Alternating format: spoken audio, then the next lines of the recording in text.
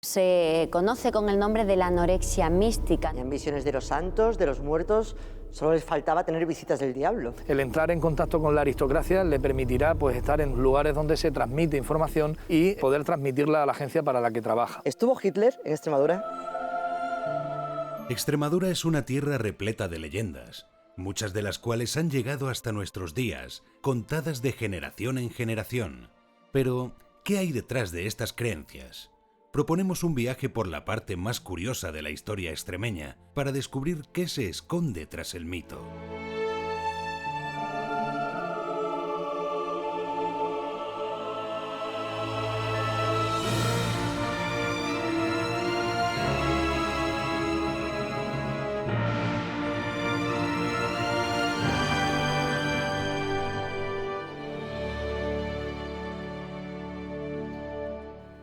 Las teorías conspiratorias han tenido una gran importancia a lo largo de la historia. Algunas de ellas aseguran que Hitler no murió realmente en un búnker. Es más, hay testigos que lo sitúan en la comarca extremeña de las Urdes. Y si hablamos de historias misteriosas, muchas están protagonizadas por unos curiosos personajes relacionados con la Iglesia. Hoy hablaremos de espías, santos y prodigios.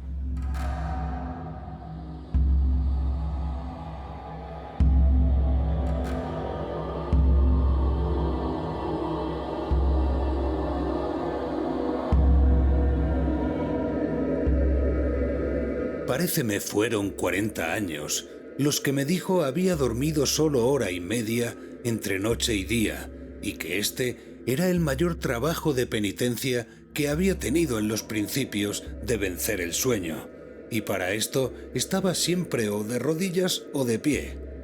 Lo que dormía era sentado, y la cabeza arrimada a un maderillo que tenía hincado en la pared. Echado, aunque quisiera, no podía, porque su celda, como se sabe, no era más larga de 4 pies y medio.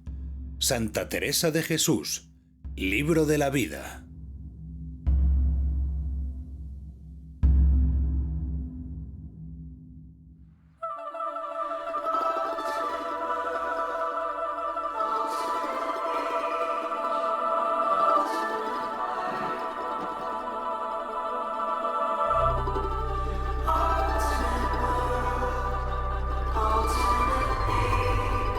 Hoy vamos a hablar de gente que levita, de personas que pueden pasarse incluso semanas sin probar bocado y que pueden entrar incluso en trance. Son casos que tenemos muy cerca, pero no por ello son muy conocidos. Bienvenida, Lourdes. Hoy vamos a hablar de santos y de los fenómenos paranormales que los acompañan. Pues sí, efectivamente existen personas santas que han protagonizado este tipo de eventos y muchas veces pues no lo conocemos, ¿no? Hablamos de bilocaciones, de visiones del infierno o de distintos tipos de milagros que también han sido protagonizados por personas de Extremadura. Estamos en Alcántara y aquí nació una de las personas importantes en esas lides, ¿no? San Pedro de Alcántara. Los místicos de todos los tiempos, pero especialmente los místicos católicos y también algunos musulmanes, experimentan todo tipo de fenómenos, por ejemplo, como los que manifestaban místicos extremeños como Sor María de Santa Clara o San Pedro de Alcántara. Efectivamente, él nace aquí, en Alcántara, y llega incluso a fundar el convento más pequeño del mundo, en Pedroso de Acín. Él cuenta que además de joven, pertenecía a una familia acomodada, ve pasar por delante de su puerta un franciscano descalzo. Desde entonces decide dejarlo todo. Pues sí, de tenerlo todo, pasó a tener una vida de auténtica penitencia. De hecho, era conocido, principalmente muy famoso en su época, por ese fervor religioso y por las prácticas que llevaba a cabo derivadas de todo esto, ¿no? Dicen que dormía 2 horas y media al día sentado, porque como dices, en ese monasterio tan pequeño no se podía permitir otro tipo de lujos.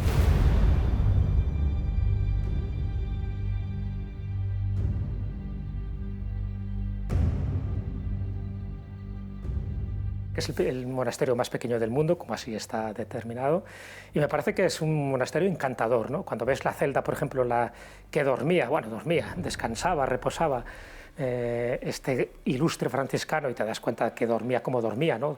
Sin poder recostarse, apoyado con un tronco de madera en la cabeza y de esta manera tan incómoda, pues sobrevivir tanto tiempo, ya de por sí también es otro misterio. Entonces, para mí es todo un prodigio, un alarde de cómo se puede vivir en pocos metros cuadrados y cómo llegar a la santidad por la austeridad.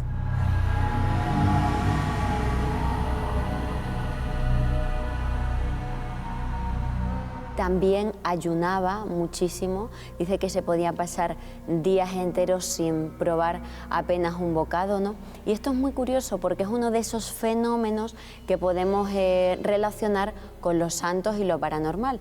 Se conoce con el nombre de la anorexia mística, ¿no? O la inedia, que son personas que tienen larguísimos periodos de ayuno y esto potenciaría de alguna manera ese tipo de facultades.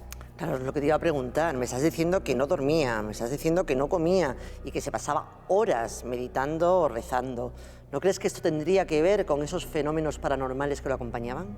Pues sí, Israel, y además estos fenómenos en algunas ocasiones entroncaban incluso con la figura de Jesús de Nazaret. Por ejemplo, se decía que San Pedro de Alcántara fue capaz de caminar sobre las aguas, ¿no? Sabemos que a Jesús de Nazaret también se le atribuyen este tipo de facultades, o en general, ¿no? Algunos santos del hecho de tener un poder sobre el agua, ¿no? Sobre las tormentas. Pues dicen que él, muy cerquita de aquí, en el río Tajo, durante una crecida, que hizo la señal de la cruz y a continuación estuvo caminando por las aguas. El caso más conocido, cuando yo visité su convento, el conventico, era el de la higuera milagrosa. Dice la leyenda que su cayado lo hinca, ¿no? En el huerto, y de ahí sale una higuera con sus frutos y con sus hojas. Las hojas eran distintas a otras higueras y sus frutos, esos higos, dicen que eran más dulces, más sabrosos y más terapéuticos que cualquier otro fruto, de tal manera que aquella persona que comía un higo se curaba de la enfermedad que fuera. Claro, eso es lo que provocó el desgaste y al final la destrucción de esta higuera, porque todo el mundo recogió las ramas, las hojas, y ahora ya no existe esa higuera milagrosa. Pero bueno, siempre me llama la atención que este tipo de cosas, estas leyendas, dejen huella. Y cuando lo visitas te indican incluso el lugar donde estuvo depositado ese cayado que al final se convirtió en la higuera.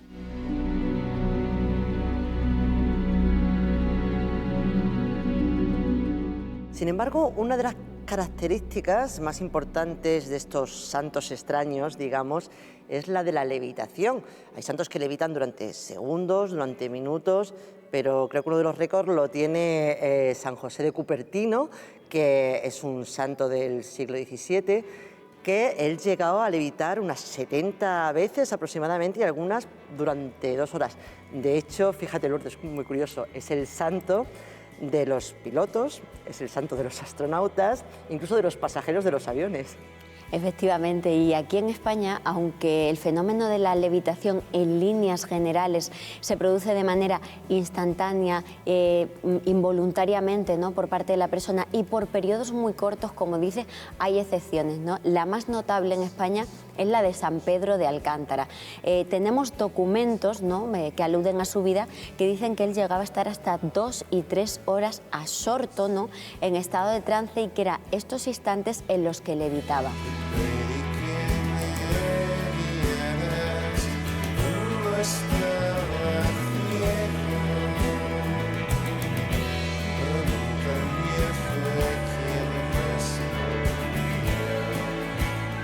Se habla de más de 25 metros de altura, en lugares públicos, ¿no? Hay documentos que dicen junto a las copas de los árboles y otros ya que tienden más a la exageración, incluso se dice que podía levantar con él a personas y animales.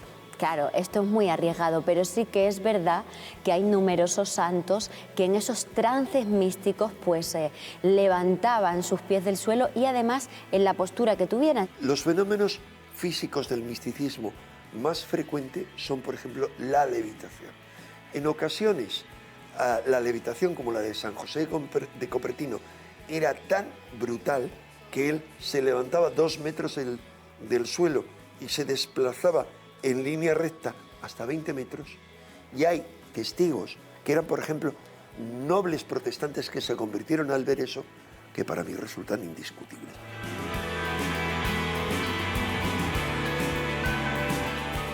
Y otra que levitaba era su amiga y del que era consejero, Santa Teresa de Jesús. Por cierto, ¿existen religiosas en Extremadura que estén rodeadas de estos fenómenos? Sí, y en Extremadura tenemos ejemplos muy claros de monjas que han visto fantasmas, que han tenido visiones del infierno y hasta que han atravesado paredes.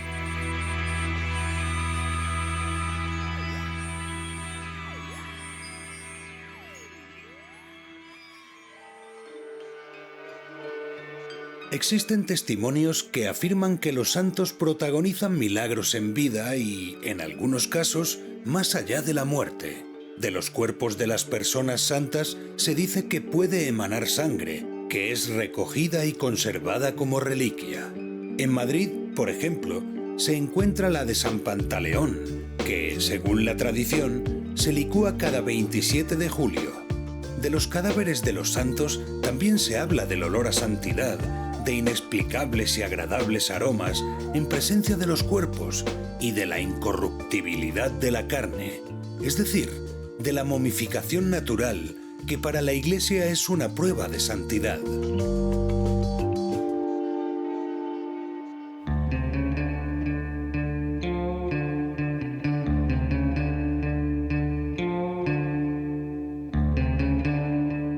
Lourdes, cuéntame más sobre los misterios que rodean a estas religiosas.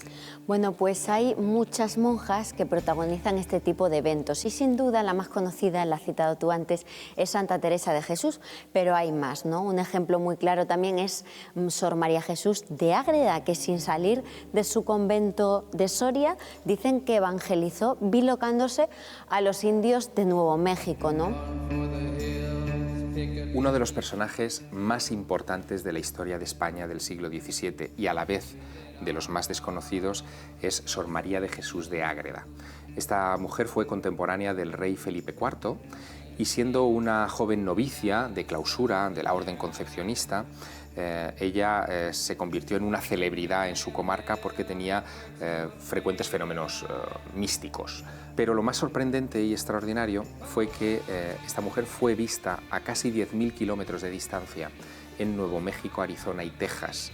Cuando en 1629 llegan los primeros misioneros franciscanos a Nuevo México, se encuentran con que todas las tribus aborígenes a las orillas del Río Grande habían sido ya convertidas al cristianismo sin haber recibido ninguna visita europea por una misteriosa mujer vestida de azul a la que llamaban la Dama Azul.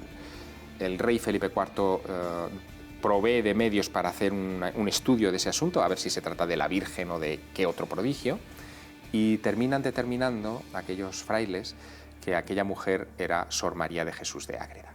Interrogada en su convento en 1630 sobre esas tierras, a 10.000 kilómetros de distancia de su casa, daba descripciones absolutamente meticulosas de lo que allí había, de las tribus que vivían, de su modo de vida y hasta de su lengua. Y has hablado de Santa Teresa. ¿Qué fenómenos rodeaban a esta mística española? Pues, por ejemplo, decían que podía levitar, igual que San Pedro de Alcántara, y además que ella lo pasaba muy mal, porque, claro, no olvidemos que estuvo en el punto de mira de la Inquisición. Pero en el caso de Santa Teresa existen hasta testimonios de personas que declararon haber visto cómo ella tenía esos vuelos místicos, ¿no? Un ejemplo es la monja Ana de la Encarnación, que dice que la vio durante más de media hora levitando. Ella, en sus propias memorias, escribe sobre estos fenómenos diciendo que lo pasaba muy mal, ¿no? Y que además había veces que estaba en la iglesia rezando, ¿no? Y que se tenía que agarrar al banco para no comenzar a ascender. Sin embargo, si por algo se la conocía, Santa Teresa era por esos éxtasis místicos que tenía. ¿Qué es lo que veía durante estos fenómenos? Pues eran situaciones en las que ella estaba en estado de trance, ¿no? Con un estado alterado de conciencia, y además ella protagonizaba, porque lo escribe en sus memorias, otro tipo de fenómenos como que se le caía el pulso, sentía esa fiebre, ¿no? Y ese calor, y en estos momentos pues tenía visiones, como dices, ¿no? A veces eran veían visiones beatíficas, ¿no?, de personajes religiosos, y en otras ocasiones veía hasta el infierno. Además, es muy curioso en el tema de los éxtasis, porque el más famoso que ella vivió es el que se conoce como la transverberación del corazón de Santa Teresa, que dice que ve a un ángel, a un serafín, que tiene una lanza, ¿no?, y que le atraviesa el corazón con esa lanza. Pues un dato muy curioso, Israel: cuando Santa Teresa de Jesús muere y se hacen reliquias, ¿no?, con su cuerpo, se observa que en su corazón hay una cicatriz. Hay otros fenómenos muy frecuentes que pueden tener explicación, los anteriores no, que es los estigmas. Los estigmas han dicho que puede ser un fenómeno de sugestión. Ahora, nunca con hipnosis se ha logrado producir estigmas de la profundidad de la de los clásicos. Hay otro fenómeno frecuente, que es el olor a santidad u olor a rosas. Los místicos desprenden ese olor, mientras que los endemoniados, que también levitan o que también producen todo tipo de fenómenos iguales que los místicos, es de signo opuesto. Huelen a azufre, huelen a huevos podridos, huelen mal. Hay otro fenómeno frecuente, y es la incorruptibilidad de los místicos. No solo son incorruptibles, que puede ser un fenómeno de momificación, sino sobre todo desprenden un olor a rosas, no solo los místicos cristianos, sino hindúes, budistas, como Paramahansa Yogananda.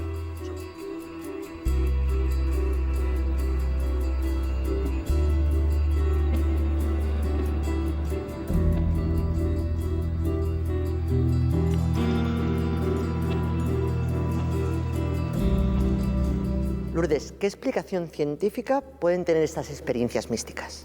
Pues en el caso de la cicatriz en el corazón, dicen que puede deberse a algún infarto, ¿no?, o algo así que ella sufriera en vida. Pero claro, para explicar los éxtasis y las levitaciones y demás, se han dado distintos tipos de explicaciones. Una de ellas es la epilepsia. De hecho, hay neurólogos como Francisco José Rubia o Esteban García Alvea que han hablado de una epilepsia en concreto, la de Dostoyevsky, ¿no?, que es una epilepsia de corte temporal, y que los pacientes que la tienen pues manifiestan experiencias como las que ella describía. Y también se habla, por ejemplo, del cornezuelo del centeno, un hongo que crece en este tipo de pan, que además sabemos que era el pan que consumían místicos como Santa Teresa o como San Pedro de Alcántara, pues podía estar infectado por este cornezuelo del centeno, que podría provocar por sus alcaloides este tipo de visiones.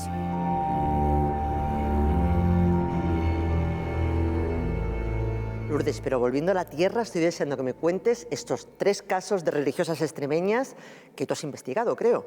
He investigado casos como, por ejemplo, el de Sor Mariana de Santa Clara, una monja que nació en Trujillo en 1631, y fíjate que me tuve que ir hasta Murcia para encontrarme con su figura, porque ella fue abadesa del monasterio de la Encarnación en Mula. Ella era conocida como la monja de las ánimas por las abundantes visiones, ¿no?, de seres del más allá que ella tenía, y toda su vida estuvo rodeada de fenómenos extraños. Por ejemplo, dicen que hubo una visión que alguien soñó que ese monasterio murciano iba a estar fundado por descalzas de Trujillo, el monasterio donde ella vivía, y además dice que ella tenía episodios de bilocación en Trujillo, donde sentía que entraba en un castillo, que entraba por unas puertas.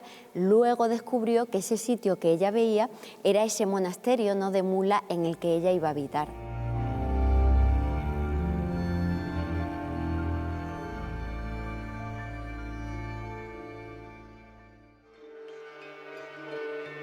La vida de Jesús de Nazaret, como la vida de muchos santos, está plagada de fenómenos que se pueden interpretar desde una óptica paranormal. Hay estudiosos que piensan que Jesús fue una especie de mago con facultades de exorcista y sanador. De hecho, en el Evangelio de San Marcos se cuenta cómo echó saliva en los ojos de un ciego y le impuso las manos con la intención de curarle. El propio San Lucas cuenta que Jesús iba acompañado de algunas mujeres que habían sido libradas de los espíritus malignos y curadas de varias enfermedades. Además, según los manuscritos del Mar Muerto, el cristianismo era una escuela de misterios, de la que Jesús podría haber sido uno de sus máximos iniciados.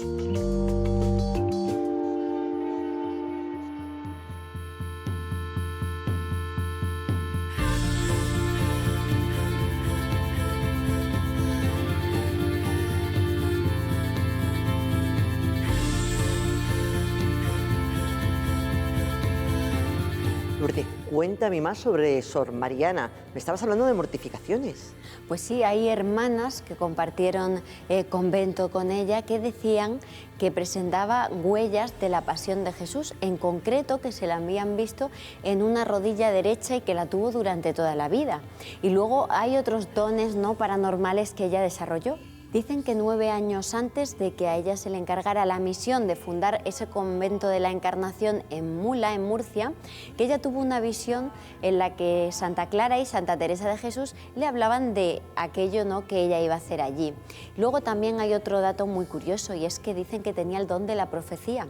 Por ejemplo, fue capaz de pronosticar la muerte de Carlos II, el hechizado, antes de que esa noticia llegara ¿no? hasta Murcia, donde ella se encontraba ella, y otros casos también sorprendentes relacionados con la bilocación. Incluso me contabas que tenía visitas del más allá. Pues sí, es muy curioso, ¿no? Porque en la mentalidad barroca, ¿no? de la época en la que ella vivió, pues se creía en el purgatorio, ¿no? En esas personas que estaban un tiempo en este lugar entre, digamos, la vida eterna, ¿no? en el cielo, y la muerte para purgar esos pecados que les hubieran quedado, ¿no? Después de la vida. Entonces pedían ayuda a monjas como Sor Mariana de Santa Clara para que intercedieran por ellos y subir antes al cielo. Entonces ella dice que tenía muchas apariciones de este tipo, que había muchos personajes que venían del más allá a pedirle que rezara por ellos.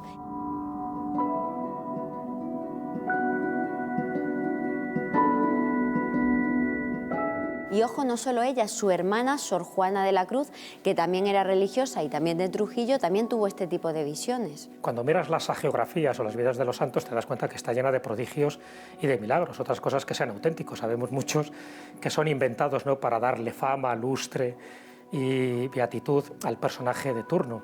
Pero no hace falta llegar a santo. Hay muchísimas monjas, muchas anónimas, que cuando analizas un poco su historia en los conventos de clausura donde estuvieron recluidas, pues te das cuenta que protagonizaron lo que se llaman fenómenos místicos que muchas veces vulneran las leyes físicas y las leyes de la naturaleza. Y estamos hablando de levitaciones, de bilocaciones, en fin, de hipertermia.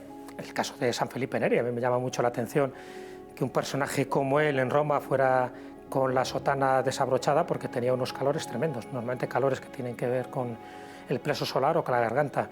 Es decir, estas cosas que nos parecen risibles a día de hoy, pues entonces eran habituales. ¿El por qué ocurrían este tipo de cosas? Ahí estamos otra vez en el poder de la mente.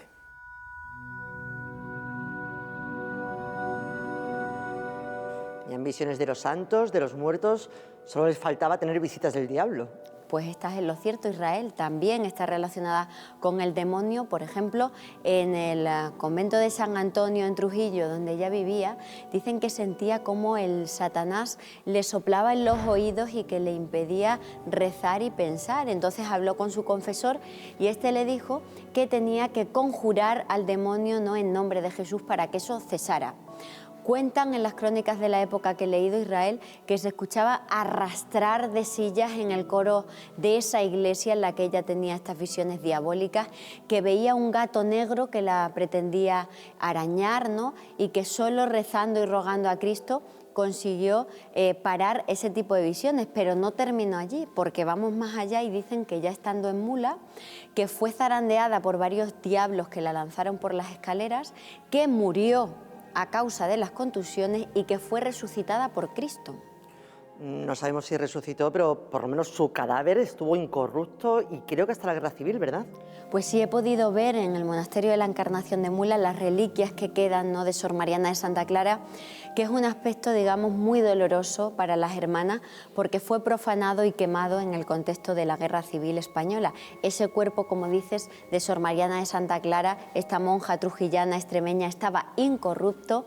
Además, dicen que sangraba, que había muerto en olor de santidad y que cada vez que había una elección de prelada en el monasterio se sacaban sus restos para que de alguna manera santificara ¿no? esa elección. Se aprovechaba también, dice la leyenda, para cortarle las uñas y demás porque le crecían al cadáver, eso es lo que se dice.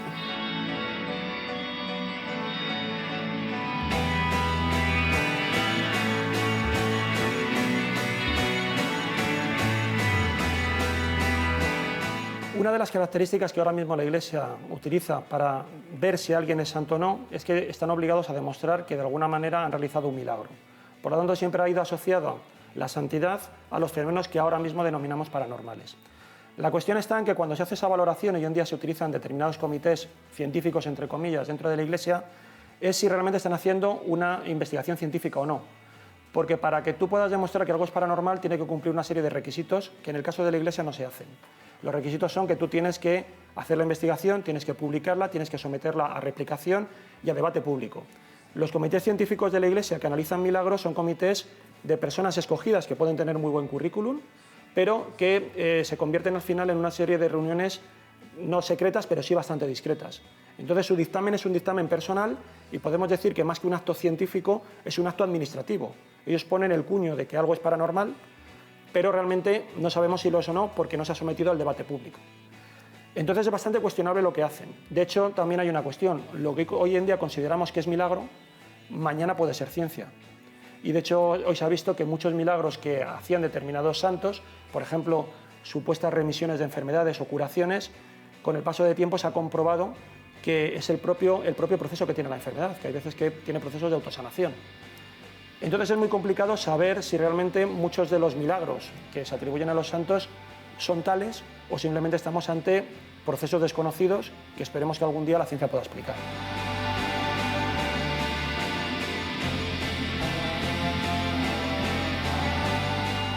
Es curioso el tema de las apariciones del demonio a las monjas extremeñas, porque por ejemplo Rosso de Luna recoge en uno de sus escritos a otra monja de Logrosán, María del Cristo, que veía demonios por todos lados, exorcizaba además a la gente de Logrosán y decía que veía incluso los demonios en las gallinas del corral de su convento. ¿Conoces tú alguna monja más por aquí por Extremadura que también recibiese las visitas del maligno?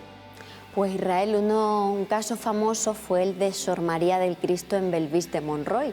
He podido leer ese proceso inquisitorial que hubo contra esta monja, está en el Archivo Histórico Nacional de Madrid, y lo que se dice es que ella hizo un pacto de sangre, haciéndose ella misma sangre, con el demonio, que había parido varias veces, que era capaz de atravesar puertas y paredes para poder salir de la clausura y mantener encuentros, ¿no?, con mozos que dicen en los que se encarnaba el diablo, y que todo esto lo confiesa una compañera suya porque ella misma se lo cuenta. Entonces este caso es uno de los destacados en relaciones a monjas y el demonio, ¿no?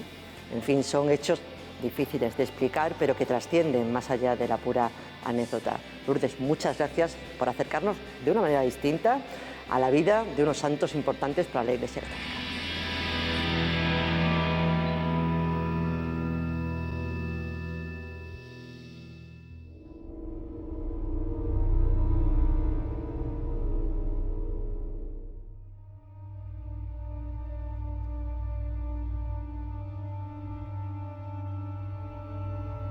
El entrar en contacto con la aristocracia le permitirá pues estar en lugares donde se transmite información y poder transmitirla a la agencia para la que trabaja. ¿Estuvo Hitler en Extremadura?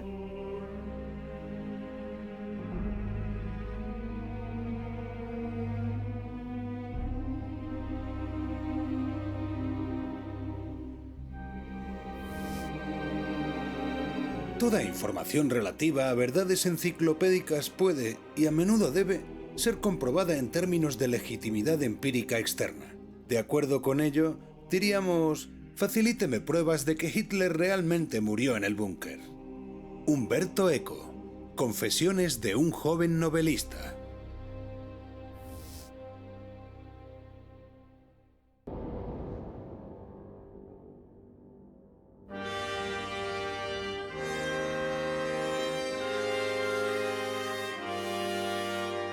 Uno de los mayores enigmas del final de la Segunda Guerra Mundial es sin duda la muerte de Hitler, supuestamente en un búnker en Berlín, el 30 de abril de 1945. Sin embargo, hay teorías de la conspiración que afirman que Hitler no murió allí, sino que pudo escapar, y además algunos dicen que incluso llegó aquí, a Extremadura, y concretamente al monasterio de las Batuecas. Bienvenido, Iván. Muy buena, Israel, encantado. Si hablamos de conspiraciones, Hitler sin duda está rodeado de ellas, pero la pregunta es indispensable. ¿Estuvo Hitler en Extremadura? Es una pregunta arriesgada, ¿no? Sí es verdad que sobre la Segunda Guerra Mundial quizás sea uno de los temas, probablemente junto con Jesucristo, que más teoría de la conspiración ha suscitado, ¿no? Es decir, se han vertido ríos de tinta, incluso yo diría que hasta mares, ¿no? A nivel histórico no podemos afirmar de ninguna manera que Hitler estuviera no en Extremadura, en la región de las Urdes, ni probablemente en la propia España, ¿no? La historia oficial dice que Hitler fallece el 30 de abril de 1945 en el búnker. Más allá de ahí, tenemos que, bueno, serían teorías de la conspiración, teorías conspirativas que sí tienen una cierta base histórica que habría que analizar, pero que, bueno, a día de hoy los grandes historiadores no afirman eso. Por tanto, incluso los que se agarran a la teoría de la conspiración señalan España única y exclusivamente como escala intermedia hacia un destino probablemente en el cono sur, ¿no? La teoría más, digamos, dentro de la conspiración más aceptada sería que pudiera haber acabado debido a la comunidad germánica tan importante que había, banca germánica incluso, en la zona de la región de Bariloche, al pie de los Andes en Argentina. Pero lo de España ya digo que sería teoría conspirativa y bueno, y no de las más aceptadas. Las teorías conspirativas tratan de explicar acontecimientos que han tenido una importancia social a través de la existencia de grupos de poder, de personas que en secreto, a través del oculto, estarían manipulando la verdad que llega a la sociedad. En el caso de Hitler, pues es perfectamente explicable por qué surgen esas teorías de la conspiración, y es que cuando acudimos a los documentos oficiales de la época nos encontramos lagunas que llevan a que existan estas otras hipótesis alternativas. Conspiración hubo muchas conspiraciones porque cuando ya los alemanes vieron que realmente eran los últimos momentos de que los aliados y los soviéticos avanzaban y que realmente ellos tenían muchas deficiencias, hubo varios intentos de pactar, de buscar alianzas con los americanos, con los ingleses. Lo que pasa es que el alto mando pues nunca quiso, nunca cedió, Hitler nunca cedió. Y de ahí las conspiraciones que se dieron y de ahí las teorías que se dieron. Y también porque como se ocultó mucho y mucha gente salió huyendo, se sacaron mucha documentación de Alemania, pues evidentemente se creó siempre la leyenda acerca de muchas de las teorías del nazismo. Iván, ¿qué es lo que cuenta la teoría oficial? Bien, bueno, la teoría oficial que cuenta la historia y que, como digo, está todavía hoy día avalada por las vacas sagradas de la historia, es que Hitler fallece el 30 de abril de 1945 en el búnker de la Cancillería, cuando las tropas soviéticas asediaban ya lo que era Berlín. Se peleaba calle a calle y una serie de jerarcas nazis, liderados por Hitler y por Goebbels, se encontraban allí, a expensas de que el Tercer Reich, el Reich del milenio, pues acabara por caer. La historia oficial sobre el fallecimiento de Hitler, sobre el supuesto final de Hitler, se basa en una obra que escribió el historiador británico Trevor Roper y que se conoce como Los últimos días de Hitler. Y a partir de ahí se ha construido la base, que es lo que hoy día la historia nos transmite y que es además aceptado por la mayor parte de los historiadores. Hitler moriría el día 30 de abril de 1945 y Trevor Roper nos señala más o menos los siguientes acontecimientos, ¿no? A primeras horas de la mañana se reúne con los allí presentes y después de haber redactado testamento decide que va a poner final a su vida. Habla con su médico, busca las posibilidades mejores para acabar con su vida. Hacia el mediodía se supone que tiene una reunión con sus secretarias, incluso les da una cápsula de cianuro diciendo antes de que os cojan los soviéticos, mejor que acabéis con vuestra vida. Prepara cómo sería el final de su cadáver, habla con sus edecanes, eran Otto Gunsche y Heinz Linge, les dice qué quieren que se haga, qué quiere él que hagan con su cadáver. Quiero que se me incinere después para que no me encuentren jamás.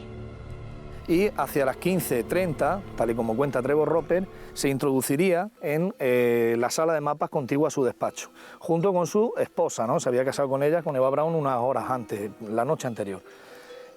Hacia las 15:32 se oye una deflagración, es decir, supuestamente un disparo, y tal y como tenían estipulado, 15 minutos después, estos edecanes, su servicio, entran y se encuentran el cadáver de Hitler con un agujero de bala en la sien, un reguero de sangre. Dicen que una mueca de él que desfiguraba un poco la boca, probablemente por haber consumido la cápsula de cianuro, ¿no? Además, se dice que olía a almendra, ¿no? Que es un olor propio del cianuro. Y se encontraría también el cadáver de Eva Braun. En este caso no le habría dado tiempo, no usó el revólver, pero sí usó el cianuro. La denominada píldora del suicidio o cápsula letal son unas pastillas o ampollas que contienen una dosis de veneno. En el caso de Eva Braun se dice que fue cianuro lo que tomó y lo que hacen es concentrar altas dosis de algún tipo de veneno para provocar la muerte instantánea de una persona. Esto sobre todo está asociado al mundo del espionaje porque al producir esa muerte rápida evitaría, al ser capturado por el enemigo, que una persona pueda confesar secretos que determinados gobiernos no desean que se divulgue.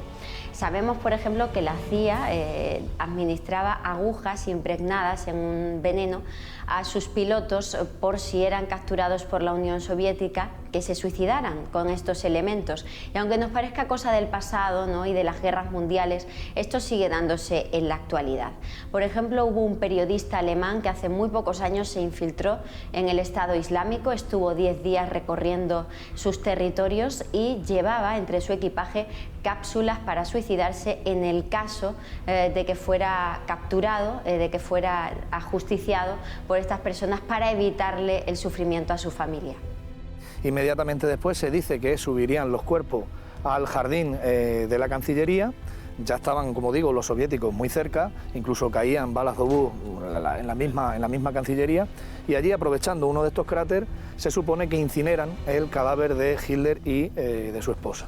A partir de aquí, la historia ya cierra filas y empieza la teoría de la conspiración, ¿no? Independientemente de la conspiración o de la historia real, sí es verdad que para la historia en mayúscula, Hitler desaparece de la historia en 1945. Es decir, se comienza la Guerra Fría y aparecen ya otros elementos que es lo que han centrado las investigaciones de digamos, las vacas sagradas de la historia. Lo que pasa es que Hitler, o la muerte de Hitler, fue oculta o fue encubierta por Stalin.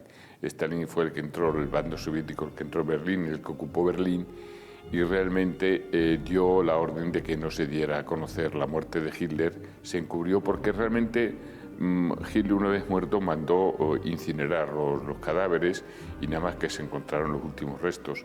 Entonces, bueno, hoy día está también demostrado que los restos que había allí eran de Hitler y su mujer por las placas dentarias, ¿no?, que había. Lo que pasa es que hasta 1990 y tantos no se ha dado a conocer la realidad, la documentación que se tenía acerca de la muerte de Hitler. Sin embargo, algunos estudiosos del tema, como el periodista Erich Frattini, han investigado sobre este tema y encuentran algunos, digamos, elementos que, digamos, son discordantes en cuanto a la melodía oficial de este final de Hitler, ¿no? Frattini en su obra analiza 3.000 testimonios aproximadamente en el que esta historia pues un poco sería cuestionada o se vendría abajo. Por ejemplo, en este sentido hablaría de Trevor Roper, que ha basado sus investigaciones en analizar fundamentalmente la declaración o entrevistas personales con los que sobreviven al búnker. Sin embargo, Frattini señala que en realidad no se reúne con todos ellos, sino que lo que hace es leer los informes que estos dan a los aliados y, bueno, en un contexto, digamos, de presión. Más o menos responden un poco lo que los aliados querían oír.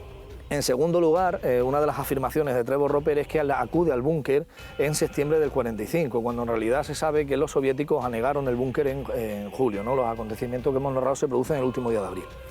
Y luego hay un elemento que sí es verdad que quita un poco de prestigio a Trevor Roper, y es que 30 años después de ser ya un escritor consagrado a partir de este libro que aparece en el 46, él da pie o da validez a unos supuestos diarios de Hitler que luego se mostraron que no eran reales, ¿no? Pero aún así, como digo, la historia oficial sigue estando un poco alejada de la conspiración, es decir, Hitler fallece ahí. Además existe otra prueba, el supuesto cráneo de Hitler, que durante décadas ha guardado la Unión Soviética, resulta ahora que es un trozo de cráneo de una mujer de entre 20 y 40 años. Pero si Hitler consiguió huir, ¿cómo lo hizo y cómo pudo llegar a Extremadura?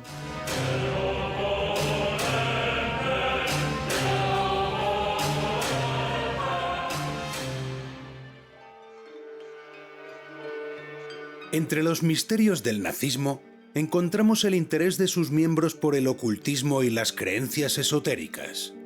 Los líderes nazis estaban obsesionados con la idea de localizar los restos de una isla perdida que demostrara que la raza aria tenía un origen divino y superior. Así, financiaron expediciones a lugares como el Tíbet para tratar de buscar esas raíces y comprobar la veracidad del mito de la Atlántida. Sus creencias mistéricas también les trajeron hasta España, en busca del Santo Grial en Montserrat.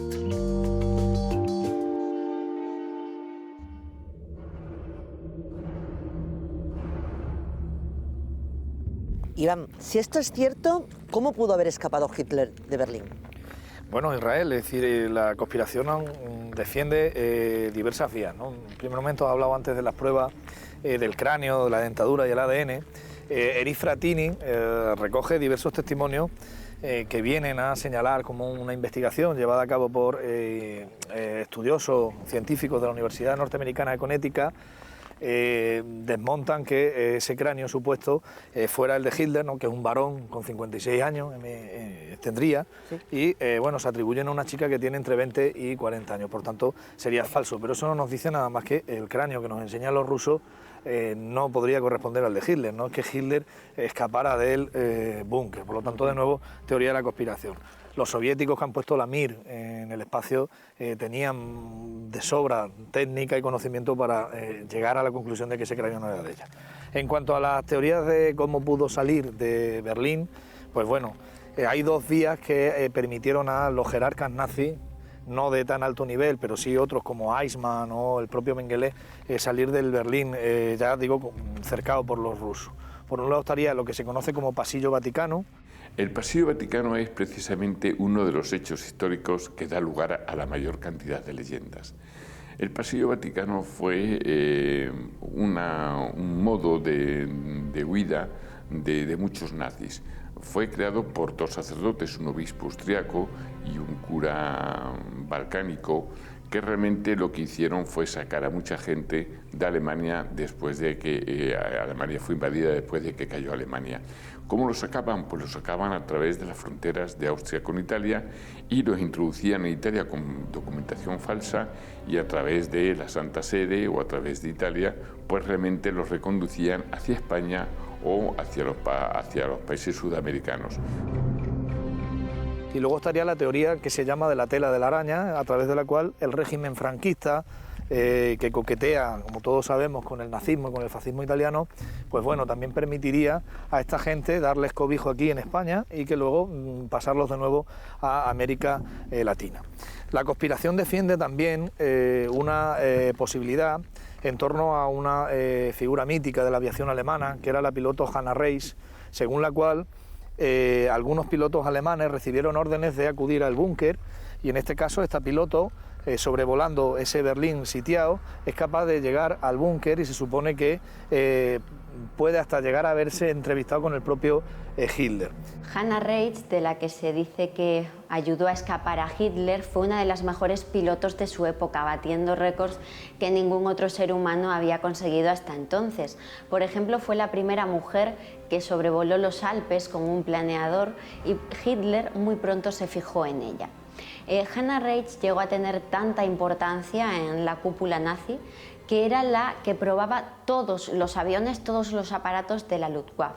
Por lo tanto, no es casual que ella esté asociada con esa historia de que Hitler consiguió escapar de ese Berlín asediado. De hecho, si había alguna piloto cualificada para llevar a cabo esa misión, sin duda era ella. La teoría oficial dice que ella no pudo llevarse en ningún momento a Hitler, porque al final Hitler muere, al igual que Eva Braun, y que no se lleva a nadie. Sin embargo, años después deja abierta una posibilidad, es decir, ¿y quién nos les dice a ustedes, cuando le preguntaban constantemente sobre aquello, que no pude yo llevar a Hitler a algún lugar escondido, ¿no? Y de nuevo, teoría de la conspiración y mil posibilidades y ríos de tinta sobre el tema.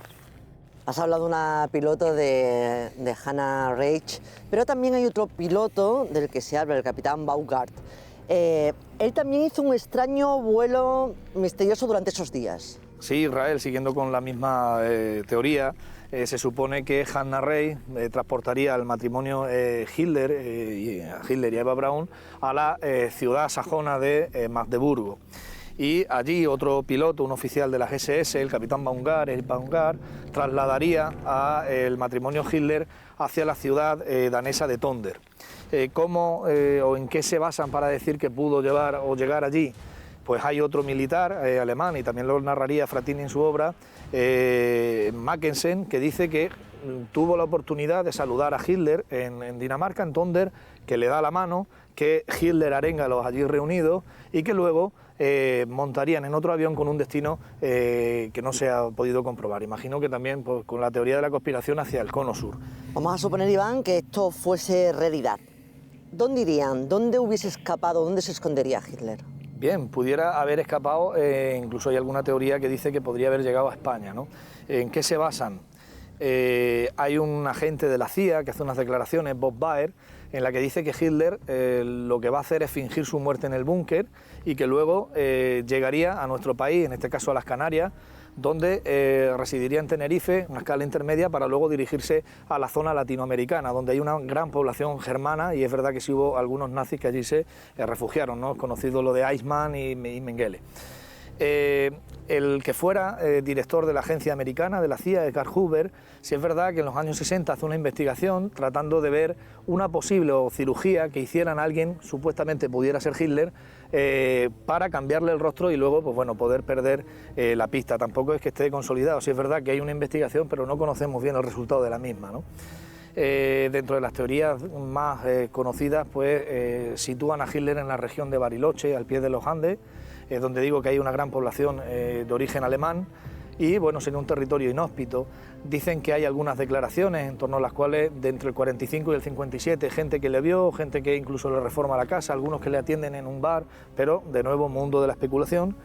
Otra teoría sería la que defiende Abel Basti, que dice que podría haber llegado también a América, pasando en este caso por nuestro país, ¿no? La relación entre el franquismo y el nazismo.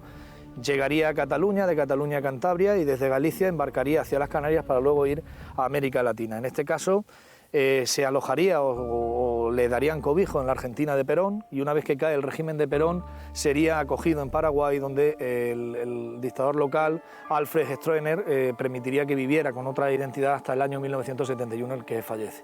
Y otros dirían incluso que podía haber recabado en el Mato Grosso brasileño. La teoría, incluso hay teorías que le sitúan en la Antártida, ¿no? Incluso hay más. Hay algunas teorías que afirman que estuvo en España, concretamente en el norte de Extremadura. Exactamente. En Las Urdes he podido recoger la historia de un camionero que hace 50 años se dedicaba en alguno de sus viajes a entrar en el convento de las Batuecas, un convento de clausura al que no tenía acceso la población normal. Él era una persona muy curiosa y en una de estas ocasiones, cuando se encontraba dentro de la iglesia de este convento, esperando a que vinieran a darle órdenes de lo que tenía que llevarse, observó un pasillo que surgía a un lado del altar. En vez de esperar como le habían pedido, se internó por ese pasillo y llegó hasta una puerta que estaba un poquito cerrada, estaba entreabierta y surgía un poco de luz en la penumbra. Esto le impactó porque recordemos que en aquella época en Las Urdes en ningún sitio había luz eléctrica. Entonces decidió abrir la puerta, se encontró una especie de mesa grande en la que había un hombre escribiendo con una pluma. Él afirma todavía a día de hoy que ese hombre tenía una especie de bigote y que era idéntico a Hitler. Cuando él veía las imágenes de Hitler en los medios de comunicación, se encontraba con la imagen del hombre con el que se había encontrado en el monasterio de las Batuecas. Fue unos segundos porque en aquel momento él siente un golpe por detrás que le arrastran hacia afuera y le dicen que si alguna vez cuenta lo que ha visto, pues le amenazaron prácticamente de muerte. No sabemos si desde luego fue una visión subjetiva, en ningún momento podemos afirmar que Hitler ha estado oculto en Extremadura, pero sí añadir a ese rosario de localizaciones que se hablan sobre la posible escapada de Hitler del búnker, que también estaría Extremadura. Iván, en el entorno de la Segunda Guerra Mundial y del nazismo, Extremadura también está presente dentro del espionaje. ¿Hablamos de mujeres espías?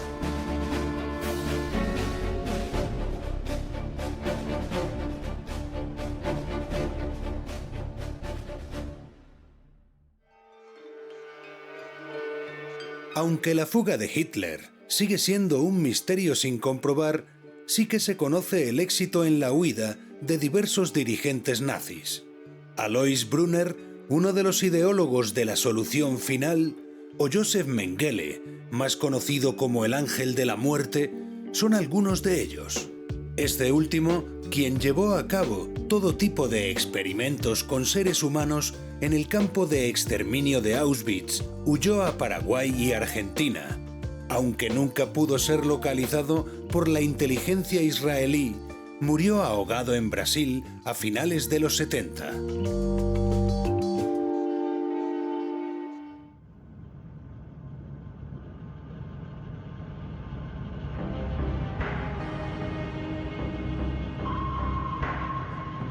Iván, en Extremadura se asentaron dos grandes espías. Una de ellas, aquí en Almoharín, era conocida como Doña Juanita, pero bajo ese nombre se ocultaba la identidad de Jane Anderson, una conocida espía nazi. Sí, la famosa melocotón de Georgia, ¿no?, como la apodaron. Jane Anderson es una mujer que, bueno, un poco adelantada a su época, fue corresponsal en la Primera Guerra Mundial y en la Guerra Civil Española. Se casa en segundas nupcias con un aristócrata español, falangista, aunque dicen que de conveniencia, que era Eduardo Álvarez Cienfuegos, en el año 1934, y siendo protestante se convierte al catolicismo. En el contexto de la Guerra Civil, pues bueno, ella pues actúa siendo pues un poco la voz del franquismo y de los sublevados para la prensa escrita en inglés, bien sea británica o americana. Trabaja para el Daily Mail, hasta el punto que su defensa hacia el nuevo régimen o el régimen que se quería instaurar, el franquismo, era tan exacerbada que llega un momento que la propia República la detiene en septiembre de 1936 y en octubre de ese mismo año pues consigue ser liberada después de haber padecido presidio y tortura en una de las famosas checas, ¿no?, que hubo en nuestro país. Más adelante volvería, sobre todo a partir de 1938, formando parte ya del Ministerio de Propaganda y haciendo pues ya una defensa así que exagerada y exacerbada del nazismo, del fascismo español, ¿no?, en este caso del franquismo. Comienza a partir del año 1941 a tener un coqueteo con el nazismo, trabaja para la radio alemana y el propio Goebbels le ofrece que escriba en un diario que trataba de defender un poco las posturas nazis dentro de lo que sería el público norteamericano. ¿Y qué fue de ella? Porque llega un momento, como bien dices, en que se le pierde la pista incluso en su propio país. Sí, en el año 43 se sabe que es descondenada por traición o por actividades antiamericanas junto con otros periodistas que habían seguido un poco la línea del nacionalsocialismo, y se sabe que es detenida en el año 1947 en Salzburgo con su marido. Sin embargo, al final esta denuncia no llega a nada porque por falta de pruebas se desestima las denuncias de actividades antiamericanas, recabando a partir del final de la Segunda Guerra Mundial en nuestro país. En concreto, acabaría en Almoharín. Realmente acabó aquí cerca de nosotros, en un pueblecito aquí del sur de Cáceres, y precisamente también parece ser que por propiedades de la familia, porque se casó con un Álvarez Cienfuegos y que realmente tenía ahí otra finca fabulosa. Eran zonas de descanso, las grandes de esas extremeñas, que veían muy bien en las temporadas de otoño o de invierno, ¿no? Y al fin de toda la contienda, pues ella se refugió en este rincón de Extremadura, donde daba clases particulares de inglés y compartía sus batallitas, las anécdotas de su vida. Aunque esto es un dato que ahora conocemos en Extremadura, sabemos que posiblemente murió en una residencia de ancianos en Madrid. Es verdad que estos datos son desconocidos por los biógrafos estadounidenses que se han centrado en su vida y que perdieron la pista de este personaje a finales de los años 40, pero nosotros sabemos que estuvo aquí.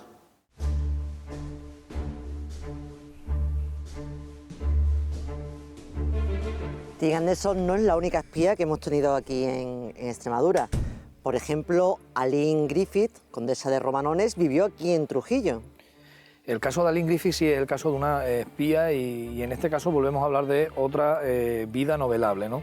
Es modelo en sus inicios, en una cena con gente que ella no pensaba que se dedicaban al mundo del espionaje, dice que quiere ayudar a su país, que quiere colaborar, y en esa cena estaba uno de los directores de la OSS, ¿no?, es decir, una organización de servicio estratégico que sería antecedente de la actual CIA, de la inteligencia americana. Con tal fin, en el 43 llegaría a nuestro país y llevaría a cabo pues labores de cifrado y descifrado de información, digamos, sensible en el contexto de esta Segunda Guerra Mundial.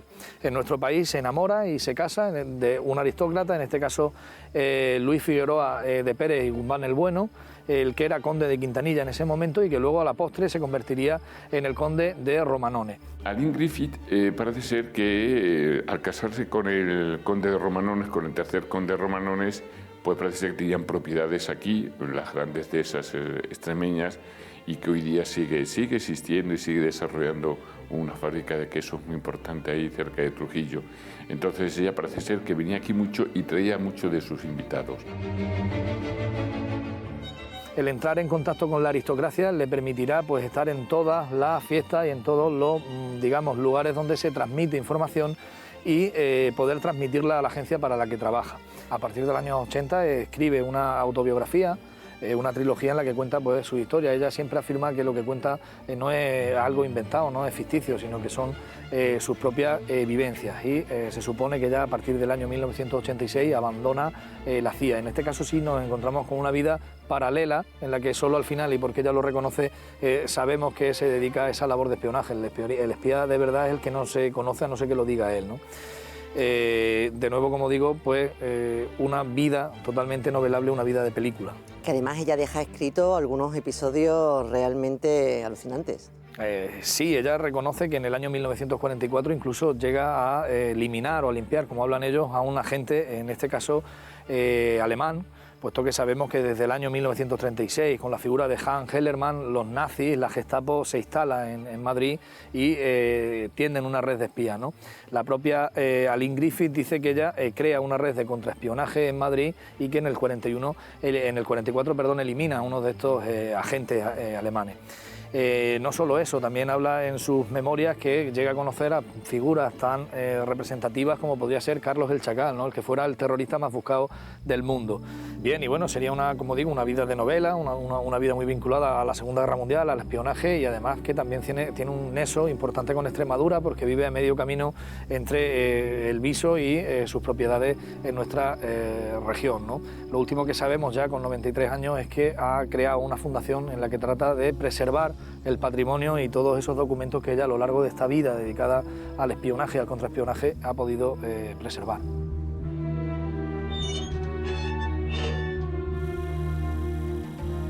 Los espías siempre han existido a lo largo de la historia, siempre ha habido alguien que ha trabajado en la parte de atrás, en la cámara oculta, para el poder.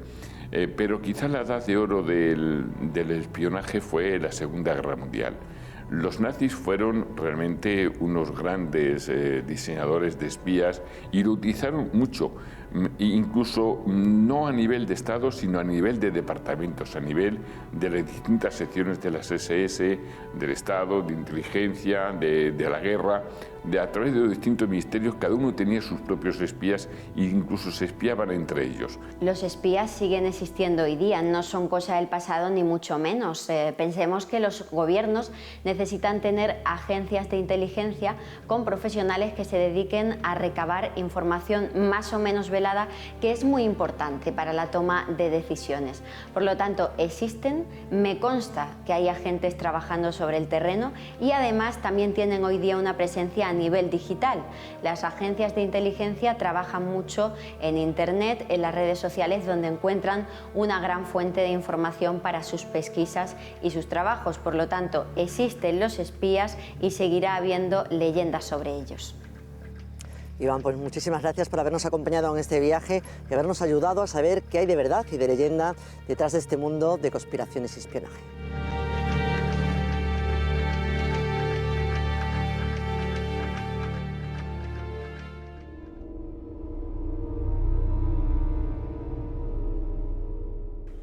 Estas son solo algunas de las leyendas que pueblan Extremadura. Si les han atrapado, nosotros seguiremos tras el mito.